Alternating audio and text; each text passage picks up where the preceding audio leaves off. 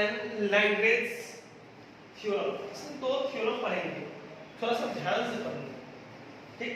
Theorem कुछ इस तरीका का है, बस 3 सेंटेंस लिखना है, एकदम छोटा छोटा, ठीक ना। पहला है रॉल्स में F is continuous on A B। दूसरा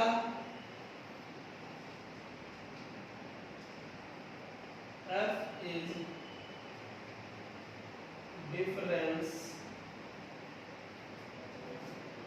differentiable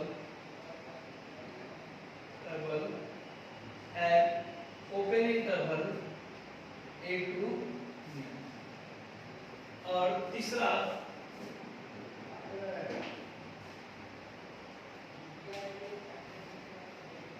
FA is equals to FB।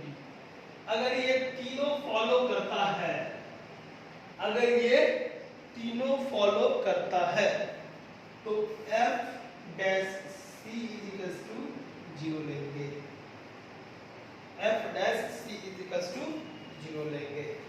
चलिए इसको जरा देखिए।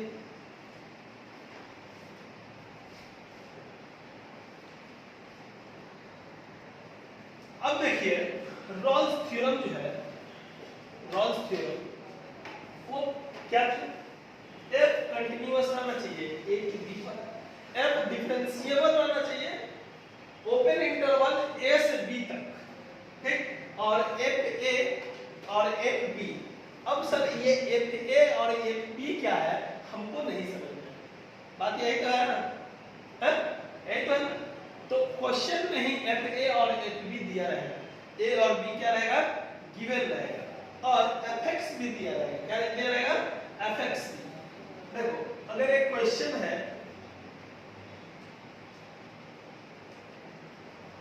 वेरीफाई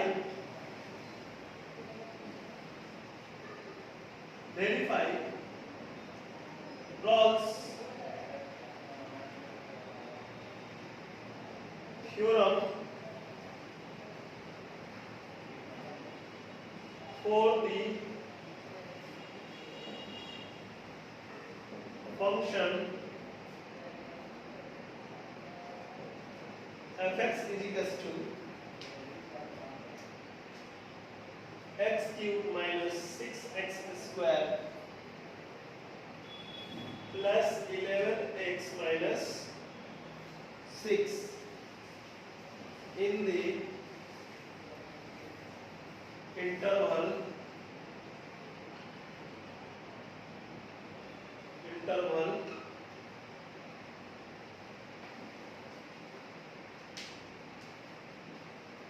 A B, इंटरवल 1 3 है ना, 1 3। देखो A बराबर हम लोग ले लेंगे 1 और B बराबर ले लेंगे 3। अब समझ में आया A और B क्या है, ये हो गया मेरा A और B। पहला हम क्या कहें, F is continuous on A और B।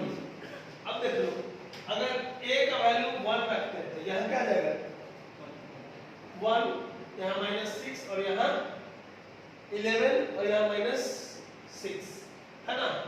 तो यहाँ 1 प्लस ये क्या आ जाएगा 12 और यहाँ क्या आ जाएगा 6 और -6 12, वैल्यू क्या आ रहा है 0। 3 रख के चेक करो, यहाँ क्या आ जाएगा 27, यहाँ क्या आ जाएगा 9 छके 54, 11 गुना 3 27 और 33 कितना हो जाएगा 27 और 33 60। यहाँ कितना था 54 और -6 कितना हो जाएगा 60, वहां भी क्या रहा है 0। तब बोल रहे कि वो x कांस्टेंट सॉरी वेरिएबल है, हाँ ये a वेरिएबल और b वेरिएबल का वेरिएबल, हाँ तो उसमें से कैसे प्रूव करते हैं, वैरी कर रहा है कि नहीं, अब वैरी कर रहा है ना, ये क्या कंटीन्यूअस रहना चाहिए, वेरिएबल के टर्म चेंज है ना, यहाँ पे a एंड b है वहाँ पे x है, उससे चेंजेस नहीं है। अगर a रख दे तो fx की जगह a रखे तब हम कह रहे हैं। हाँ तब का बात कर रहे हैं ना। हाँ तब क्या रहेगा, पहला वेरीफाई कर गया कि f is continuous on a b. ठीक, अब दूसरा देखो डिफरेंशिएशन, अगर इसका क्या आ जाएगा, f डैश x निकालते हैं तो 3x square minus 2x minus 12x plus 11 और 0 आ जाएगा उधर।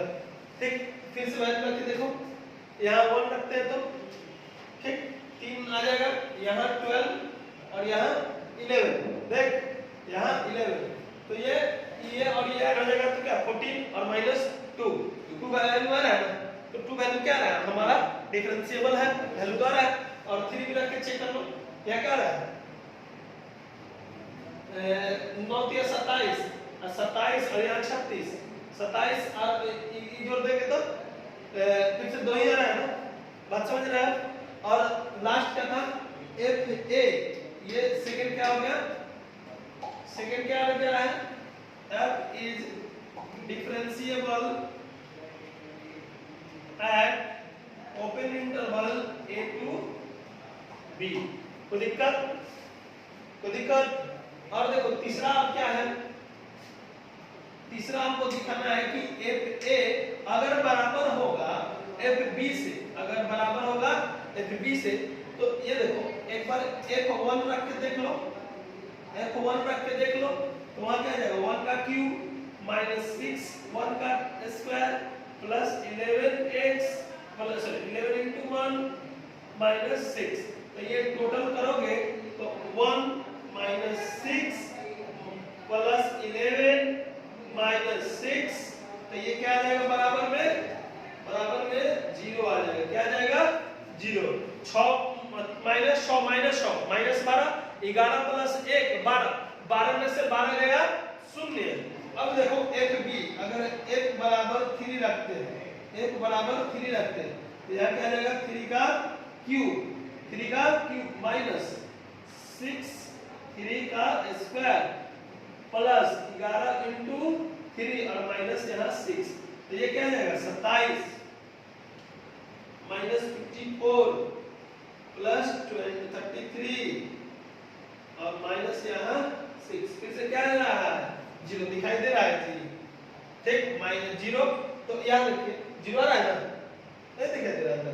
अच्छा तो ये इधर लिख देते हैं f3 बराबर, इधर देखिएगा इधर लिखिए ना, इधर इस साइड देखिए f3 का f3 क्या 3 का क्यूब माइनस 6 into 3 का स्क्वायर प्लस 11 into 3 और यहाँ माइनस 6, तो f3 बराबर 27 माइनस 6 9 54 ठीक प्लस 33 माइनस 6, तो 27 प्लस 33 60 माइनस 60 बराबर 0 आ गया। अब एफ ए बराबर एफ बी आ गया, तो जहां आप किए थे यहाँ एफ डैश एक्स, वहां क्या रख देना आपको सी, और बराबर में क्या रख देना है 0, बात समझ गए। अब यहाँ एफ डैश सी बराबर 3c का स्क्वायर माइनस 12c प्लस 11 होगा, ये वाला f डैश x है ना, f डैश c का लेने दिया जाएगा और इसके बराबर में क्या लेना हमको 0, यानी 3c का स्क्वायर माइनस 12c प्लस यहाँ 11 बराबर 0। अब बन जाएगा, ये क्वाड्रेटिक इक्वेशन में आ रहा है कि नहीं, बना दीजिएगा, गर्दा उड़ जाएगा। चलिए c का तो वैल्यू आ जाएगा, तो वही तो निकालना था, c का तो वैल्यू इसको निकालने के लिए कहा जाता है। कोई दिक्कत, कोई दुख, कोई दर्द, कोई समस्या, ठीक है, d का वैल्यू निकाल दीजिएगा, आंसर आ जाएगा। चलिए इसको उतारिए, f is continuous on close interval A और बी। दूसरा है f is differentiable on open interval a to b। जब ये दोनों फॉलो करें, ठीक, और f a not equal f b आ जाए, not equal f b third में, उस समय f डैश c का जो वैल्यू निकालना होगा वो f b minus f a upon b minus a। कोई दिक्कत रहेगा? बन जाएगा ये, उससे इजी है कि नहीं? ठीक, divided by b minus a। b minus a, f b का वैल्यू पहले और f a का वैल्यू बाद में, और b माइनस। कोई दिक्कत? f डैश a है कि f है?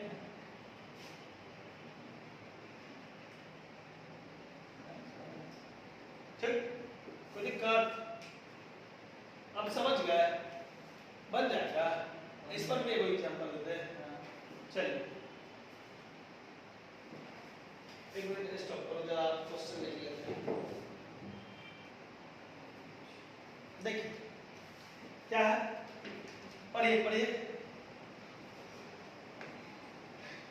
Verify the Lagrange theorem Lagrange for function f(x) is equal to 2x minus x square in a closed interval 0, 1। देखो सबसे पहले क्या है, f जो है कंटिन्यूअस साइड नहीं, वो चेक कर लेते हैं लोग। 0 0 0 वैल्यू क्या गया 1, 2 into 1 1 का स्क्वायर, यानी वैल्यू आ रहा है 1। ठीक, यानी कि क्या आ रहा है कि दिख रहा है कि आगे बढ़ रहा है, ठीक, या वैल्यू मिल रहा है। जिस पर भी मुझे वैल्यू मिले उसको हम लोग क्या कहते हैं, कंटिन्यूअस, है ना। अगर इसके बीच का मान लो कि हाफ ले लो, हाफ ले लेते हैं, तो यहाँ हाफ रखेंगे तो क्या जाएगा 1, और यहाँ हाफ रखेंगे तो 1/4, 1 minus 1/4, 3/4 वैल्यू तो मिल रहा है, यानी कि यहाँ क्या आ गया, f क्या आ गया, कंटिन्यूअस। f is दिख नहीं रहा है काला वाला कलर चेंज कर देंगे। f is continuous on closed interval a 1 0 और 1 हो गया। अब देखो दूसरा क्या था, f is differentiable on open interval a to b। f is differentiable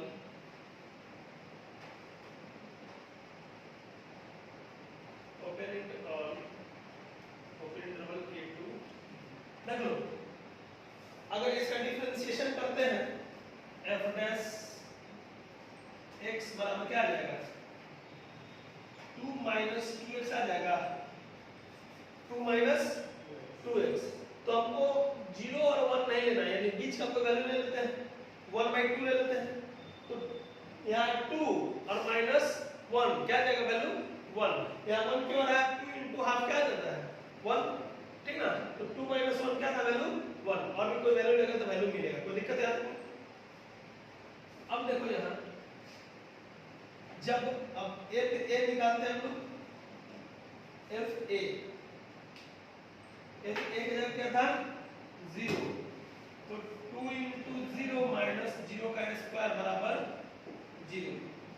अगर f b यानी कि 1 निकालते हैं, यानी 2 into 1 minus 1 का स्क्वायर बराबर 1, यानी कि f a not is equal to f b आ गया ना, ठीक। f a not is equal to f b, तब उस समय कौन सा फॉर्मूला लगेगा, f डैश c बराबर f b minus f a upon b minus a होगा, ठीक।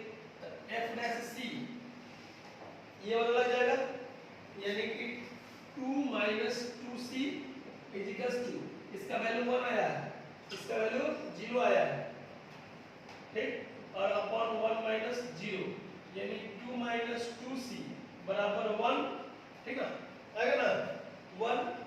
तो अब देखो ये उस साइड और ये इस साइड, तो यहाँ 2 माइनस 1 बराबर 2c, यानी 1 बराबर 2c, तो 1/2 बराबर c, यानी कि c का वैल्यू क्या रहेगा 1/2। कोई दिक्कत? चलिए इसको भी लिख लीजिए, मिटा दीजिए, बोल दी गलती हो गई।